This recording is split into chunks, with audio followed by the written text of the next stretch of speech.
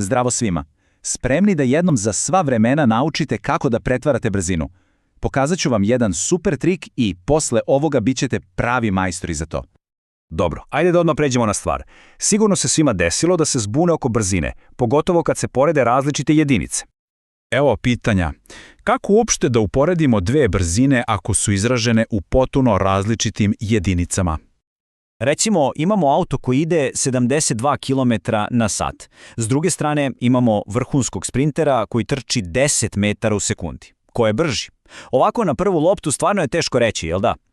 Baš zato nam treba pretvaranje. Da bismo rešili ovu zagonetku, moramo prvo da skapiramo šta ove jedinice uopšte znače. Krenimo od osnova. 1 kilometar, to je naravno 1000 metara, to svi znamo. A vreme? Pa 1 sat ima 60 minuta. Svaki taj minut ima 60 sekundi. Znači, 60 puta 60, to je tačno 3600 sekundi. Ovaj broj je baš bitan, zapamtite ga. I sad, kad spojimo to dvoje, brzina od 1 kilometra na sat zapravo znači da se pređe 1000 metara za 3600 sekundi. To je cela filozofija. A sad, dolazi onaj najbolji deo, fora koja sve ovo pojednostavljuje na samo jedan korak. Stvarno. Sjećate se onih 3600 sekundi i 1000 metara?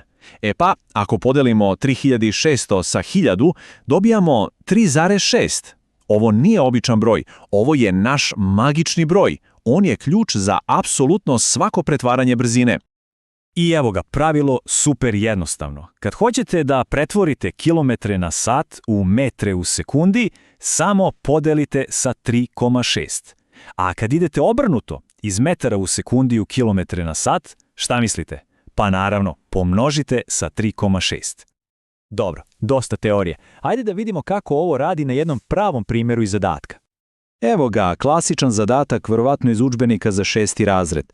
Kaže, nešto se kreće brzinom od 7,2 km na sat. Pitanje je, koliko je to metara u sekundi? I šta radimo? Pa, setimo se pravila, uzmemo tih 7,2, podelimo sa našim magičnim brojem, 3,6, i rešenje je tačno 2. 2 metra u sekundi. Prelako. Ok, ovo je bilo iz kilometara na sat u metre u sekundi. Ali šta ako treba da uradimo obrnuto? Sjećate se onog sprintera s početka? On trči 10 metara u sekundi. Da vidimo koliko je to brzo u kilometrima na sat. Uzmemo 10, pomnožimo sa 3,6 i dobijamo 36 km na sat. Sad je sve jasno. Onaj auto od 72 km na sat je duplo brži od sprintera. Dilema rešena. I eto ga, sad stvarno imate super moć da uporedite bilo koje dve brzine bez obzira na jedinice. Vreme je da malo provežbamo. I za sam kraj, jedan mali izazov za razmišljanje. Gepard, najbrža kopnena životinja, trči brzinom od 30 metara u sekundi. Sad, zamislite da on projuri kroz zonu gde je ograničenje 100 km na sat. Da li bi dobio kaznu za prebrzu vožnju? Izračunajte sami. Sad znate kako. Hvala na pažnji!